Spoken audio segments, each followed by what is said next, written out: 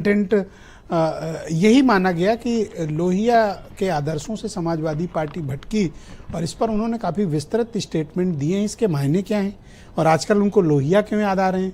दूसरा, चाचा से कुछ ज़्यादा प्रेम नहीं दिखा रहे हैं वो। और तीसरा, 2027 को वो फिर से क्लेम कर रहे हैं कि बड़ी मेजॉरिटी के साथ जीत के आएंगे।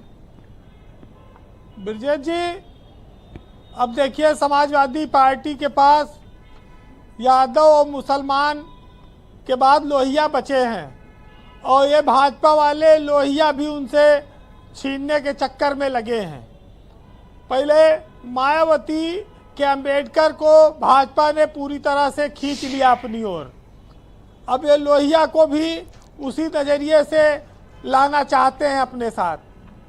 भारत जैसे देश में जहां महापुरुषों के नाम पर सियासी पार्टियां चलती हैं, वहाँ भाजपा का आदर्श पंडित दीनदयाल उपाध्याय हुआ करते हैं। वो अटल बिहारी वाजपेयी भी उनके आदर्श हैं। लेकिन अब लोहिया के प्रति योगी का जो प्रेम है वो दर्शाता है कि वो जो सबका साथ, सबका विकास, सबका विश्वास वाला नारा है, वो सब बीजेपी अपने साथ समाहित करना चाहती है। वैसे एक चीज आप देखेंगे कि भाजपा 2027 की तैयारी में लगी है और वो ऐसा मानते हैं कि उनके पास लड़ाई में विपक्ष में खाली समाजवादी पार्टी बची है। अब चूंकि अखिलेश यादव सदन में नहीं है तो वो शिवपाल यादव को ही प्रेम करते रहते हैं गाहे बगाहे। और चूंकि शिवपाल यादव उम्र में काफ़ी बड़े हैं तो वो उस प्रेम को हंसी में टालते भी हैं, इसमें कोई शक भी नहीं है। लेकिन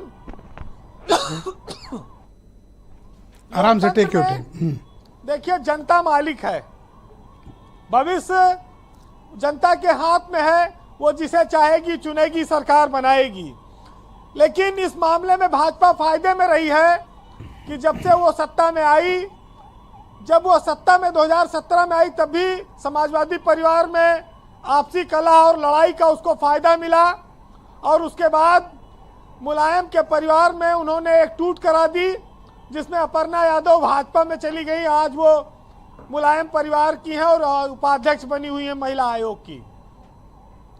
तो ये बात सही है कि समाजवादी पार्टी या किसी दल में जो भी टूट हुई, उसका फायदा भाजपा को मिला है। अब आते हैं योगी जी के उस बयान पर जिसमें उन्होंने कहा अयोध्या, मथुरा, काशी के बाद अब संभल भी हमारा है। भाजपा का हथियार तो देखिए हमेशा से धर्म रहा है, और जब एक भगवाधारी मुख्यमंत्री के रूप में बैठा हो प्रदेश की कुर्सी पर, तो स्वाभाविक है कि वो धार्मिक बातें करेंगे, धर्म को बढ़ाने वाली बातें करेंगे। और उसी का जो स्वरूप देखा, जिसका सबसे बड़ा आयोजन कुंभ में हुआ, उसने योगी की छवि को बहुत बड़ा विस्तार दिया है पूरी दुनिया में और राष्ट्रीय स्तर पर भी।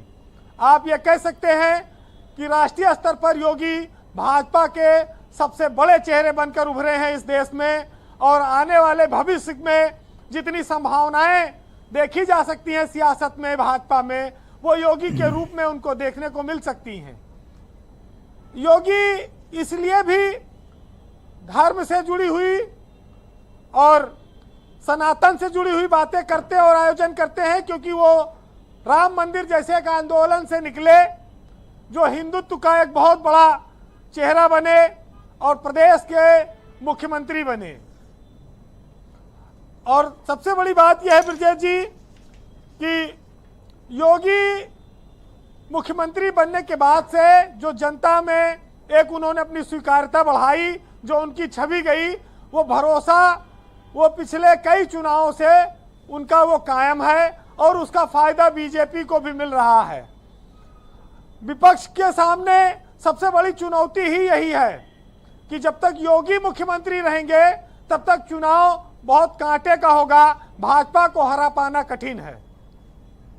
और विपक्ष की ये पार्टियां जिस तरह से अलग अलग लड़ती हैं, मायावती की जो स्थिति है आप देख रहे हैं, तो समाजवादी पार्टी एक अकेली पार्टी है जो भाजपा को उत्तर प्रदेश में चुनौती देने की स्थिति में है।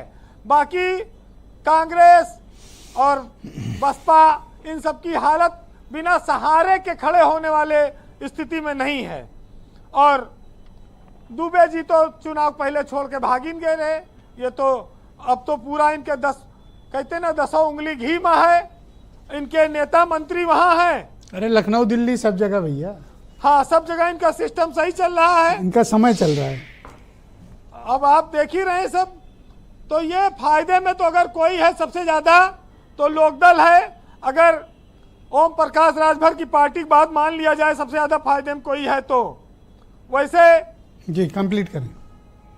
एक चीज आज सदन में आई कि कांग्रेस की नेता आराधना मिश्रा ने कहा कि भाई विधायकों का वेतन भत्ता बहुत कम है, इसको बढ़ाया जाए, और इस पर सभी दल सहमत रहे। तो एक चीज जरूर देखने को मिली कि भाजपा को विपक्ष का साथ पैसा बढ़ाने वाले मुद्दे पर मिला। हरदम विपक्ष विरोध ही नहीं करता है सरकार का, कुछ मुद्दे पे समर्थन भी करता है। जहां अपनी सेटिंग है वहां ये सब एक हो जाते हैं। वैसे अब कई सारी भाषाओं में सबको बोलने का अवसर है। अभी तक सदन में कुछ लोग बोले हैं, अभी आगे देखिए क्या होता है। कल अंतिम दिन है संभवतः विधानसभा का। एक दिन मैं क्या सोच रहा हूँ लेकिन वीरेन जी, एक रोड मैप जो बीजेपी ने तैयार किया है योगी के रूप में, एक जो धार्मिक पुट है सियासत में, जो सनातन की एक नई धारा चल रही है, वो उससे पार पाना चुनाव में कठिन काम हो जाता है जी। हालांकि 2027 में अभी समय है, लेकिन बीजेपी जिस जगह आज खड़ी है और जिस तरह से है, तो आगे आने वाले समय में अब देखिए क्या स्थिति बनती है, जनता क्या मैंडेट सुनाती है। अच्छा एक काम करिए, किसी दिन एक ऐसी डिबेट रखिए जिसमें अवधी बोलने वाले, ब्रज बोलने वाले, भोजपुरी बोलने वाले, बुंदेलखंड वाले बोलने वाले, रुहेलखंडी, बहुत सारे मुद्दे पश्चिम वाले, इनको बुलाइए जो अपनी भाषा में डिबेट बोले। सारे प्रवक्ता ऐसे लाइए। विपक्ष बहुत सारे मुद्दों पर नहीं घेर पाता है। अब उसके पीछे उनके पास चूंकि एक बड़े लीडर अखिलेश यादव जो सबसे प्रखर वक्ता रहे वो दिल्ली चले गए, अब विपक्ष के पास उतना कोई धारदार नेता भी नहीं बचा है। तो ये भी एक बड़ी समस्या है, विधानसभा में मूक दर्शक बनकर उनको सुनना ही पड़ता है। जी वीरेन जी।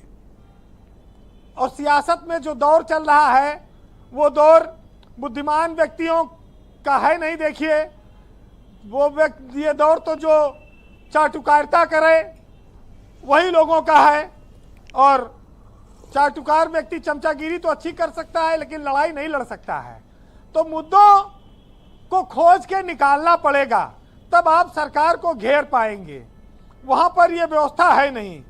फिलहाल जमाने के हिसाब से जब मौसम बदलता है तो परिंदे अपना अपना ठिकाना भी बदलने रहते हैं।